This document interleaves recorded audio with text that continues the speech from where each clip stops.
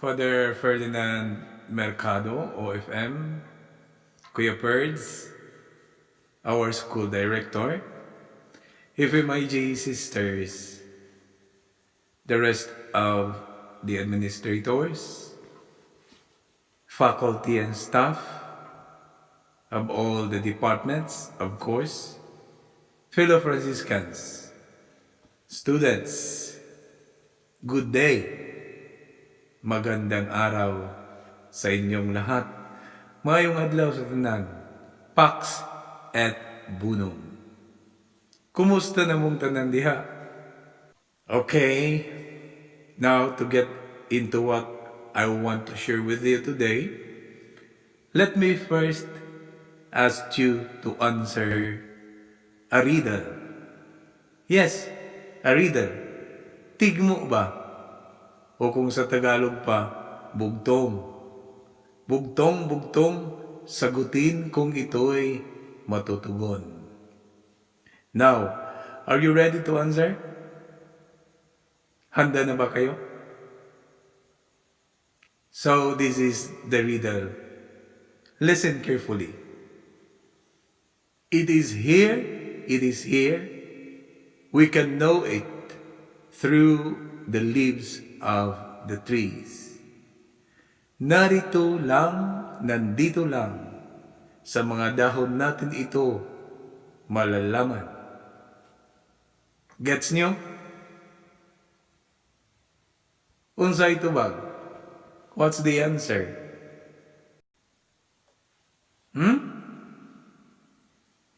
Sirit? What's the answer? It's the wind or air. Hangin. Hangin ba? Well, the topic that I have to share with you today is all about air. What is air? How it is really defined? Well, I consulted Miss Miriam Webster, and this is what she presented. That air is a mixture of invisible, odorless, and tasteless gases such as nitrogen and oxygen that surrounds the earth, or a light breeze, or a breath. From the other sources, we know that air is one of the very important life-giving elements of our planet. A gift from our Creator, God the Father. And from the English vocabulary, two very familiar words are commonly used to visualize this particular element of life. I already mentioned them a while ago. Air and wind. But these two words are differentiated between calm or steady and with that having movements or moving. Air can also be called breeze when it blows lightly or slowly. But when its movement is gusty or hard, it is already called wind. However, in our Filipino language, the term we have for this is only one. And the single term is hangin. Yes, hangin. And whether if it's calm or moving, it is still The hangin, we know. We just have to add adjectives and adverbs to further describe it or its activity. From our science subjects, especially that of biology and chemistry, if I may recall, and not to be mistaken, we are taught that oxygen, a gaseous element that is essential life support to both animals and human beings, is produced and released by plants. Yes, they are released by plants, the oxygen. Now, in return, animals and humans too release carbon dioxide, CO2, to the air, a gas needed for life maintenance of plants. Ang galing, ano? This is the so-called symbiotic relationship between plants, animals, and Homo sapiens. This exchange of important gases between plants and man and animals creates the cycle of life. The balance of this in the air makes biological life healthy. Imbalance of this can create havoc and danger to life. And going back to Saint Francis' experience of God and nature, the connection is clear to him that all created things, seen and unseen, are sisters and brothers, for we have but one Creator. That is why it's easy for Saint Francis to address Brother Win and Sister Air, and all things as brothers and sisters. Magkakapatid tayong lahat. Now, as we celebrate the season of creation and commemorate the feast of Saint Francis of Assisi this year, our patron, the patron of creation, and our college patron too, in her 58th founding anniversary, comes October 4, 2020. We dare to ask these questions.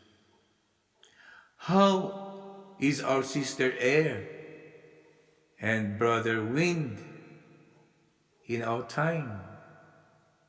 Kumusta na ang kapatid nating hangin sa panahon natin ngayon?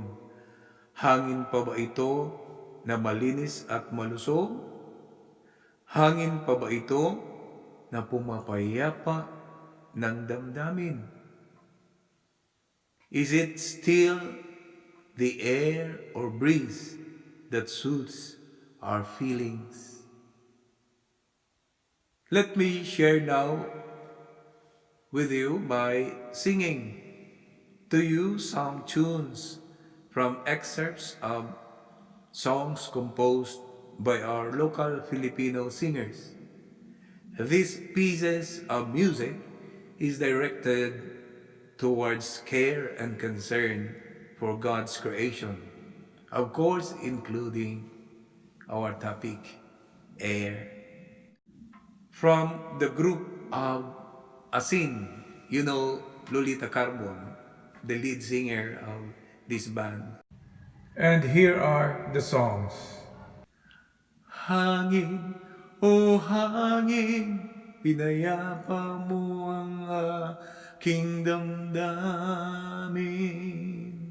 O hangin, nilutas mo ang aking mga suliranin. O, di ba? Ang sarap pakinggan. And another from Asing, this is familiar, Kapaligiran. Hi, today is the beginning of the season of creation. At naisipan ko ibahagi itong kanta na Asing, Kapaligiran. Wala ka bang napapansin sa iyong mga kapaligiran? Kay dumina ng hangin. Yet another from the group of Buklod. It goes this way. Usok-usok, halos di makahinga. Sa dumi ng usok-usok, halos hikain sa kapal ng usok-usok. Usok ng sasakyan.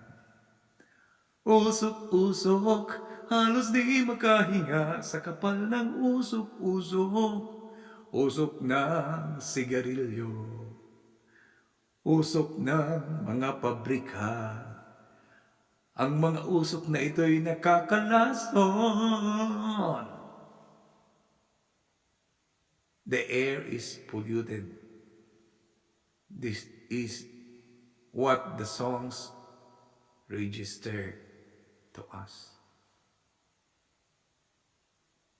My friends, brothers and sisters, fellow Franciscans, I need not research more on the bad things that humans have done in abusing Mother Earth and polluting our atmosphere. We knew this already.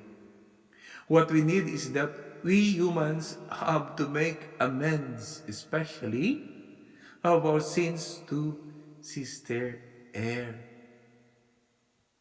Let us be warned by the hard blows as if really a sign of anger of brother wind that destroys the rest of creation in his wrath. When he blows hard and out of control in typhoons and cyclones, because of the very fact that global temperature got imbalance caused by global warming. We know this term. Example of this is the La Nina and El Nino phenomena. So with that, we are continually being reminded to be aware that until now, we still have to continue our cause and struggle to help make healthy our Sister Air. And the rest of creation. And the rest of all the life-giving elements and Mother Earth as a whole, so that we can preserve them. We asked, by what? By what, Father? Anong gagawin?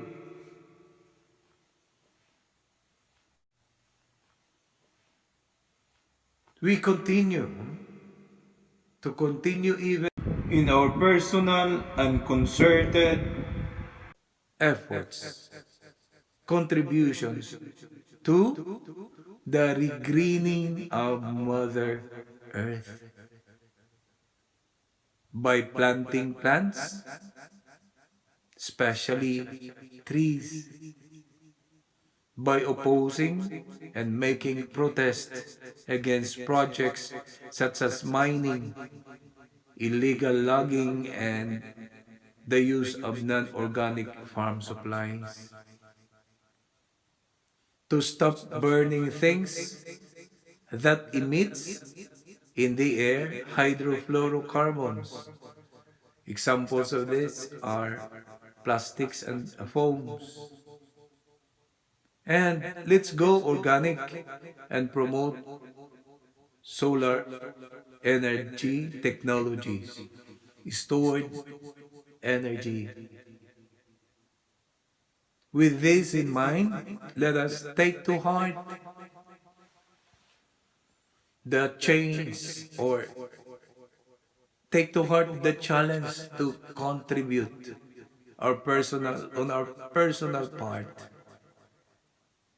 and involvement to take action and doing the things that we can and must do to renew, repair, and restore our common home. In this way, we can truly have a jubilee of hope for the earth and celebrate the regeneration among us, Franciscans, followers of St. Francis, the Franciscan spirituality. And what is that? The love for or love of creation, the legacy left to us by our seraphic father, Saint Francis of Assisi. Praise be my Lord for Sister Air and Brother Wind, cloudy and serene. Praise be my Lord for Mother Earth. Truly, I'm missing St. Francis College, Gihurnan. Advance happy 58th founding anniversary celebrations, even if we are still in the midst of the pandemic. We fight for clean air. We fight for a clean environment. We fight for creation. God bless you.